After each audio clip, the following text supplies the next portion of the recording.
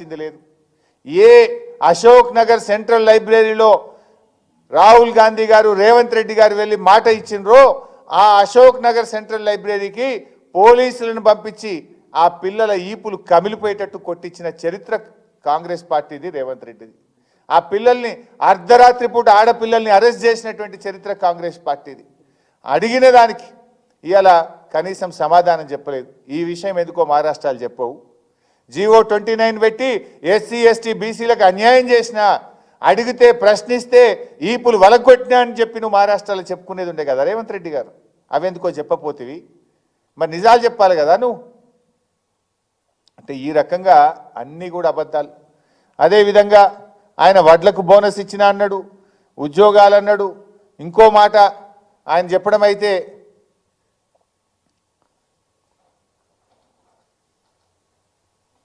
అంటే ఏ ఒక్క విషయంలో కూడా క్లారిటీ లేదు. అంటే ఇలా వడ్లకు బోనస్ అన్నాడు, 500 రూపాయలు బోనస్ అన్నాడు. నిజంగా ఈరోజు పరిస్థితి ఏంది? మా ప్రభాకర్ అన్న నిన్న కల్లాలకు పోయినరు. అదేవిధంగా మహబూబ్ నగర్లో మా రాహుల్ చంద్రశేఖర్ రెడ్డి గారు నిన్న కల్లాలకు పోయినరు. ఎక్కడ కూడా వడ్లు కొనే పరిస్థితి లేదు. బోనస్ అటుంచండి, అసలు వడ్లు కూడా ఈ ప్రభుత్వం ఎంఎస్పీకి కొనకపోవడం వల్ల రైతులు తీవ్రంగా నష్టపోతున్నారు. 1800, 1900కే వడ్లు అమ్ముకుంటున్నటువంటి పరిస్థితి ఉంది. నువ్వేమో అన్ని వడ్లకు బోనస్ ఇస్తున్నా, ఎంఎస్పీ ప్లస్ బోనస్ అని గొప్పగా చెప్పినావు. ఈడ ఎంఎస్పీ రాని పరిస్థితి ఉన్నది ముఖ్యమంత్రి గారు. ఇలా ఎక్కడ రోడ్ల మీద చూసినా వడ్లే. రేవంత్ రెడ్డి గారి అసమర్థ పాలనకు రోడ్ల మీద ఉన్న వరి కుప్పలే సాక్ష్యం. రోడ్ల మీద ఉన్న వరి కుప్పలే నీ అసమర్థతను ఎత్తి చూపుతున్నాయి రేవంత్ రెడ్డి గారు. నువ్వేం ఆడపోయి బోగస్ మాటలు చెప్తున్నావు. బోనస్ ఇచ్చినాను, అన్ని అబద్ధాలు. రైతులకు బోగస్ చేసిండు, రైతు బంధు రాకుండా చేసిండు, వ్యవసాయ కూలీలను మోసం చేసిండు, కౌలు రైతుల్ని మోసం చేసిండు, అన్ని వర్గాలను కూడా మోసం చేసినటువంటి వ్యక్తి ఈరోజు రేవంత్ రెడ్డి గారు. ఇకపోతే ఇంకొక వైపు మహారాష్ట్రలో మేనిఫెస్టో పెట్టిండ్రు. ఆ మేనిఫెస్టోలో ఏం చెప్పిందంటే ఇది మహారాష్ట్ర మేనిఫెస్టో. ఇందులో ఏమంటున్నారంటే మహిళాంకు హర్ మహీనే 3000 రూపాయ. మరి తెలంగాణలోనే నువ్వు మహిళలకు ప్రతి నెల 2500 ఇస్తా అని చెప్పినావు కదా. మహాలక్ష్మి కింద తెలంగాణ మహిళలకు ఇస్తానన్న 2500 ఇయ్యలేదు, కానీ మహారాష్ట్రలో 3000 ఇస్తామని చెప్పి అక్కడి మహిళల్ని కూడా మోసం చేసే ప్రయత్నం చేస్తున్నారు. ఇక్కడ రుణమాఫీ చెయ్యనే లేదు, కానీ మహారాష్ట్రలో 3 లక్షల రుణమాఫీ చేస్తామని చెప్పి మహారాష్ట్ర రైతుల్ని మోసం చేస్తున్నారు. ఇక్కడ చేస్తానన్న 2 లక్షలే కాలే. ఇప్పటికీ మొదటి రోజు చేస్తానన్న 2 లక్షలు ఇక్కడ కాలేదు. మహారాష్ట్ర రైతులకు 3 లక్షల రుణమాఫీ చేస్తామని చెప్పి కాంగ్రెస్ పార్టీ అక్కడ చెప్తా ఉన్నది. నిరుద్యోగ భృతి 4000 రూపాయలు ఇస్తామని చెప్పి వాళ్ళ మేనిఫెస్టోలో పెట్టినారు. మరి తెలంగాణ నిరుద్యోగులకు కూడా 4000 నిరుద్యోగ భృతి ఇస్తామన్నారు కదా. ఆ నిరుద్యోగ భృతి ఏమైంది అని మేము అడుగుతా ఉన్నాం. తెలంగాణ నిరుద్యోగ యువతకి ఇచ్చిన 4000 భృతి ఇక్కడ మోసం చేసి ఆ యువతకి ఇస్తానన్న ఉద్యోగాలు ఇయ్యక మళ్ళీ ఇప్పుడు మహారాష్ట్రలో అక్కడ యువతను మోసం చేయడానికి 4000 నిరుద్యోగ భృతి ఇస్తామని చెప్పి అక్కడ కూడా ఈరోజు మాటలు ఇచ్చి మోసం చేసే ప్రయత్నం చేస్తున్నారు. అంటే ఎన్నికల ముందు హామీలు ఇచ్చుడు, అధికారంలోకి వచ్చిన తర్వాత హామీలను ఎగబెట్టుడు అనేటువంటిది కాంగ్రెస్ పార్టీ నైజంగా మారింది. అంటే గెలిచేదాకా గ్యారంటీలు, గెలిచినాక గ్యారంటీలన్నీ గ్యారేజ్కి పోతాయి. ఇవాళ ఏమైంది తెలంగాణలో? నీ గ్యారంటీల్లో ఒక్కటి కూడా అమలు కాలే.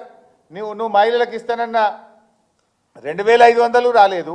అదేవిధంగా పేదలకు ఇస్తానన్న ఇండ్లు రాలేదు, 4000 రూపాయల పెన్షను రాలేదు, రైతు భరోసా రాలేదు, బోనస్ రాలేదు, వ్యవసాయ కూలీలకు ఇచ్చే 12,000 రాలేదు. అంటే ఏ ఒక్కటి కూడా అమలు చేయలే. గెలిచేదాకా గ్యారంటీలు, గెలిచినాక గ్యారేజీలు. ఓట్ల కోసం గ్యారంటీల వల, ఎలక్షన్ల ముందు ఓట్ల కోసం గ్యారంటీల వల. సీట్లు గెలిచినాక కాంగ్రెస్ పార్టీ చేతిలో ఓటర్లందరూ విలవిల. ఇవాళ ఏమవుతుంది? ఓటర్లు రోడ్ల మీద, రైతులు విలవిల పడుతున్నారు. మహిళల 2500 కోసం కళ్ళల్లో వత్తులేసుకొని ఎదురు చూస్తున్న పరిస్థితి. పోలీస్ కానిస్టేబుల్ రోడ్ల మీదకి వచ్చిండ్రు. హాస్టల్ల విద్యార్థులు ఆసుపత్రుల పాలైపోయినరు. ఇవాళ అప్పుడేమో మీరందరికీ గ్యారంటీల వలేసినారు, బాండ్ పేపర్లు పంచారు. ఇది అమ్మగారి మాట, సోనియమ్మ గారి మాట, రాహుల్ గాంధీ గారి మాట, ప్రియాంక గాంధీ గారి మాట అన్నారు. ఇప్పుడు ఆ గాంధీలు ఎక్కడ పోయినరో తెలియదు. గ్యారంటీలన్నీ గ్యారేజీలకు పోయినాయి. ఇవాళ ఓటర్లు మాత్రం విలవిల్లాడుతున్నటువంటి పరిస్థితి వచ్చింది. అంటే ఇది కాంగ్రెస్ పార్టీ నైజం. అంటే చెప్పేదానికి చేసేదానికి పొంతం లేదు.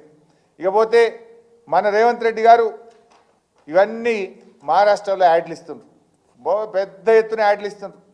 మేము అన్నీ అమలు చేసినాం, తెలంగాణలో మొత్తం మేము ఇచ్చిన ప్రతి మాట నిలబెట్టుకున్నామని మహారాష్ట్రలో యాడ్లు ఇస్తున్నారు. అయినాయా మరి? ఇంట్లో కూడా ఏమంటారు, 4.5 లక్షలు ఇండ్లు కట్టిరట. ఇండ్లు అంటున్నారు 1,00,000 కోట్ల వడ్డీ లేని రుణాలు ఇచ్చారట మహిళలకు. నేను అడుగుతా ఉన్నా, అసలు వడ్డీ లేని రుణం మీరు ఈ రోజు కూడా 5 లక్షల రూపాయల వరకే గ్రూపులకు వడ్డీ లేని రుణం ఎలిజిబిలిటీ ఉంది. మీరు జీవో మార్చలే ఇప్పటి వరకు. ఒక గ్రూపు 20 లక్షల లోన్ తీసుకున్నా, 30 లక్షల లోన్ తీసుకున్నా ఆ గ్రూపుకు వడ్డీ లేని రుణాన్ని 5 లక్షలకే పరిమితం చేసిండ్రు. మరి 1,00,000 కోట్లు తీసుకుంటే నువ్వు ఇచ్చేటువంటి వడ్డీ లేని రుణం 1,00,000కు వర్తిస్తలేదు. దీని మీద క్లారిటీ ఇవ్వండి. నేను అడుగుతా ఉన్నా, 1,00,000 కోట్లు ఇస్తున్నారా నిజంగా?